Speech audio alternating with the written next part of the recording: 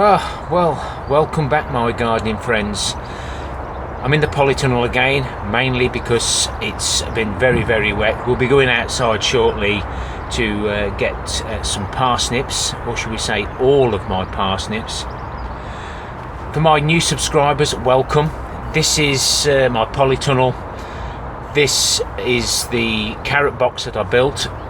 Now, it was a little bit too dry in here for the carrots, even though we've had some nice carrots, he says, until we start to take these next two rows out. Mrs. K wants some vegetables, so we're going to take some carrots. I've got 6 pots of potatoes left, and this time I'm going to take the purple variety to see how they're doing. And at this time of the year, the potatoes that are still in the containers will start to chit and start to grow, so soon we've got to make sure we harvest them all. We'll start off with the carrots, and as you can see, it's really dry. All the carrots are now gone from outside. The reason this is so deep, I did mulch it with plenty of my compost that I find.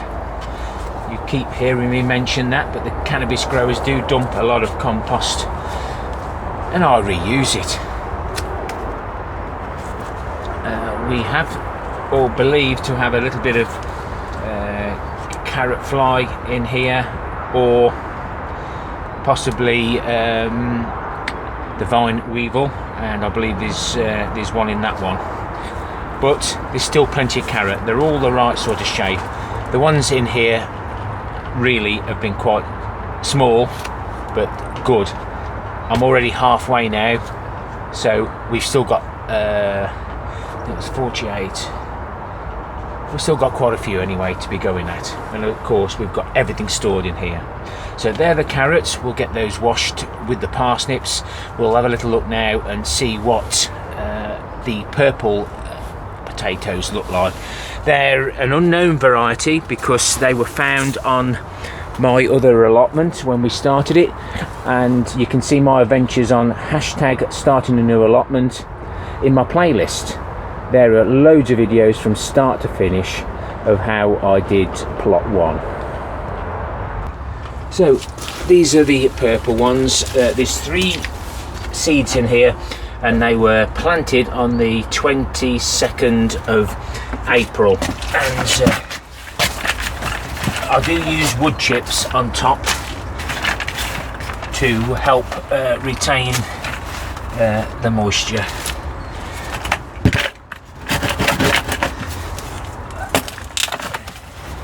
And that's the material that I've got from another bucket.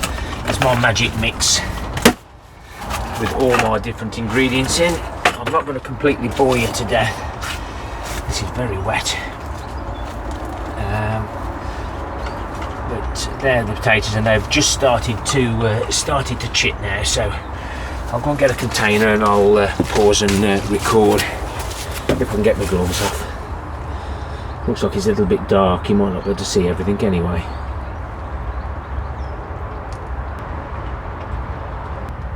Well, we've got a few, and obviously I always like to show you the toilet brush in action.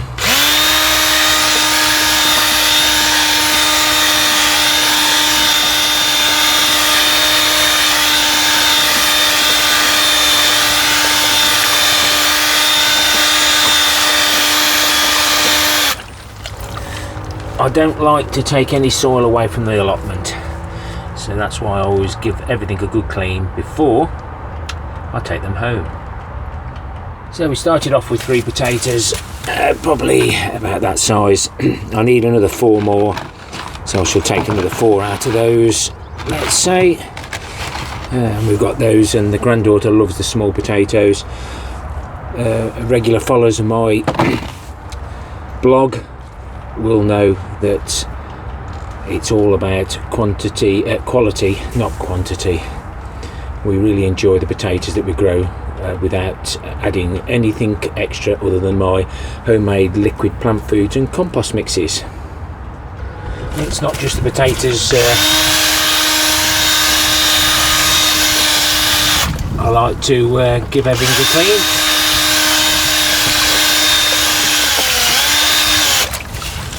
By the time they're peeled now, they'll be absolutely fine. We'll add that to the February harvest. As you say, we've got a few marks on them, but they soon cut out, no problems at all.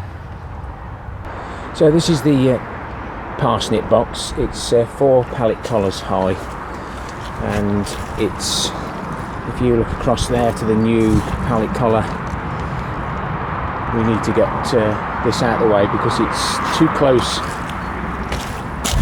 to the path.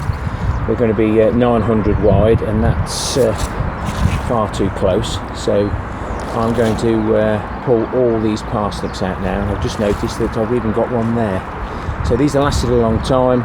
I would have liked to have left them, but this is something I'll be doing next year in the new boxes. And I did say I was going to make the parsnip 5 high, but I'm going to leave it to 4 because I want to be able to store the parsnips and perhaps swap and change with the carrots.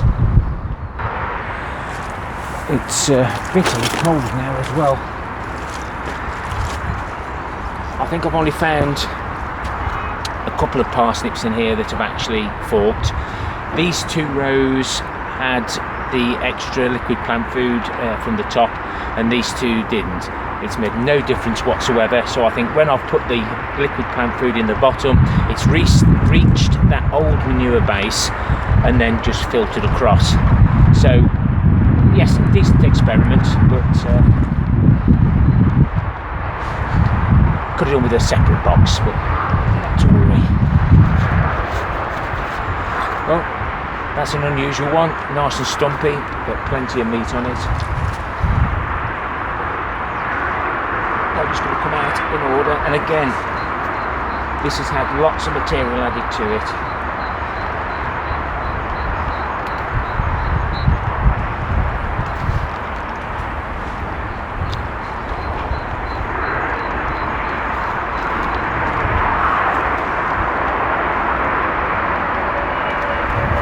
See now they're starting to grow. That one's got a bit of canker, quite a bit of canker on it.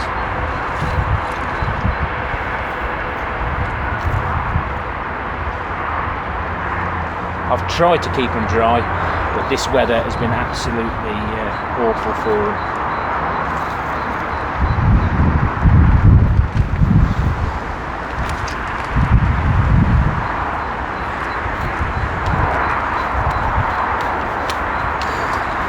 Now that one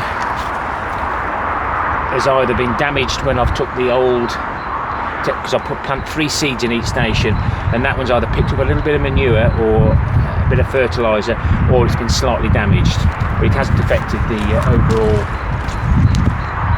quality of the parsnip.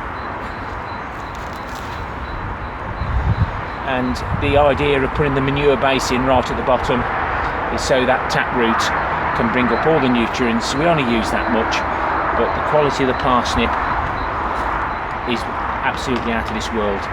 And because they're in quite a long time now, cores do sometimes go a little bit hard, but there's plenty of flesh on a lot of these just to slice down the sides.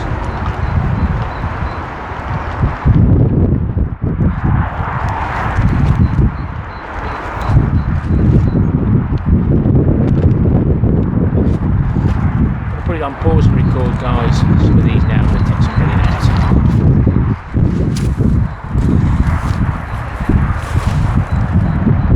That's the next row of 4. You can see those are good ones, and this one has gone balmy, so I'm going to have to be extra careful in the future when I remove them seeds. I tend to pull them, but people do tell me to snip them off, so I'm going to try snipping them this year.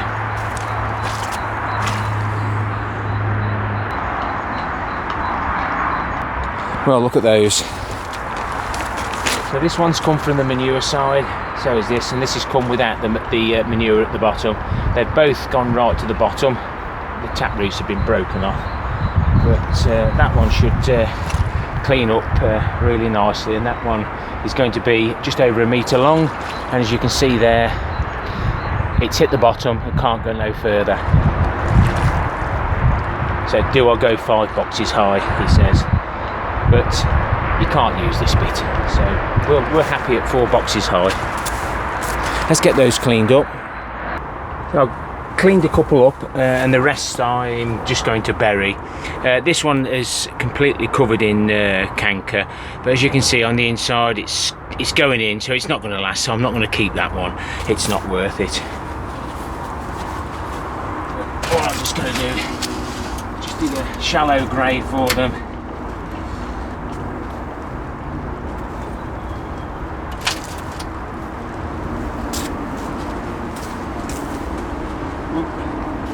There's the carrot there.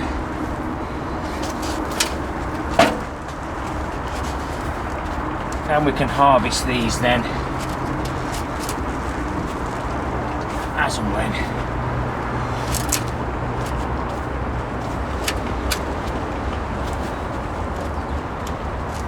Just making sure they're not touching each other in case one does go rotten, because some of this compost is wetter than others.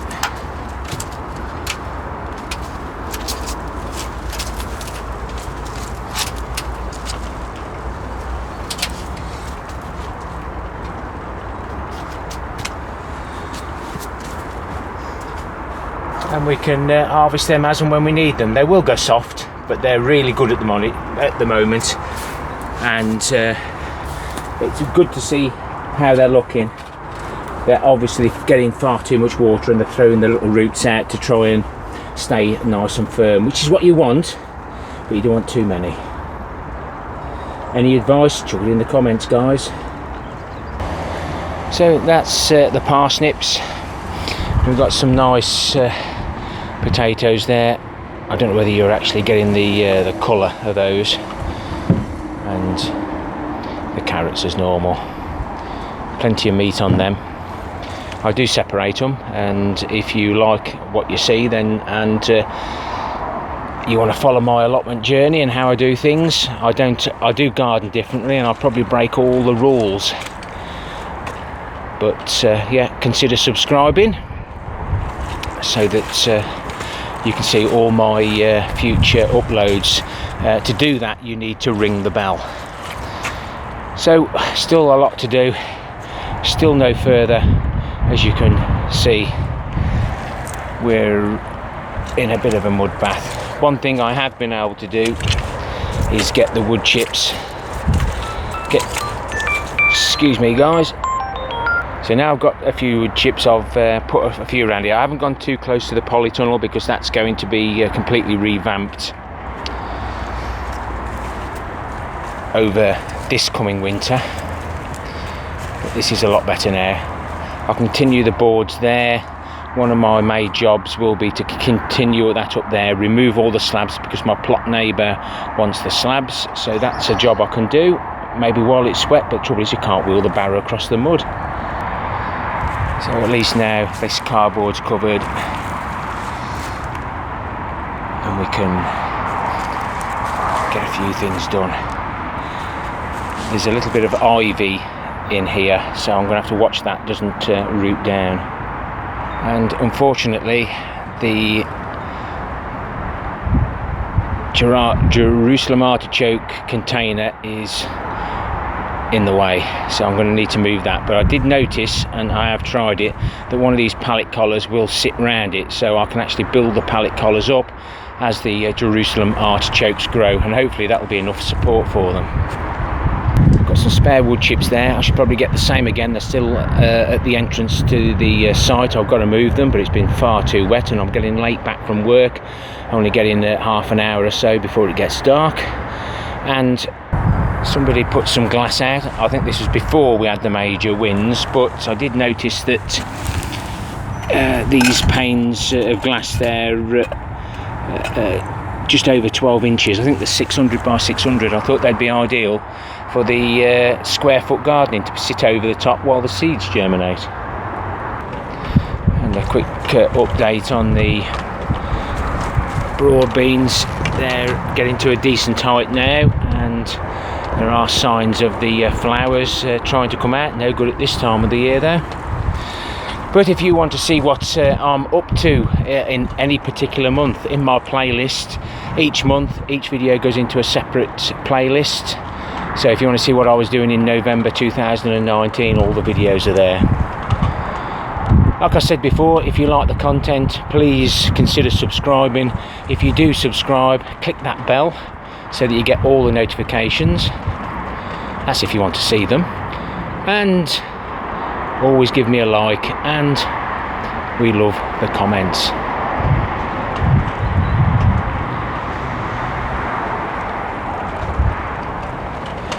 Happy gardening to you all.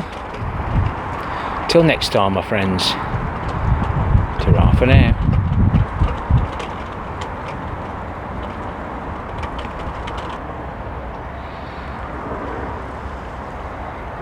What are you like, Robocrop?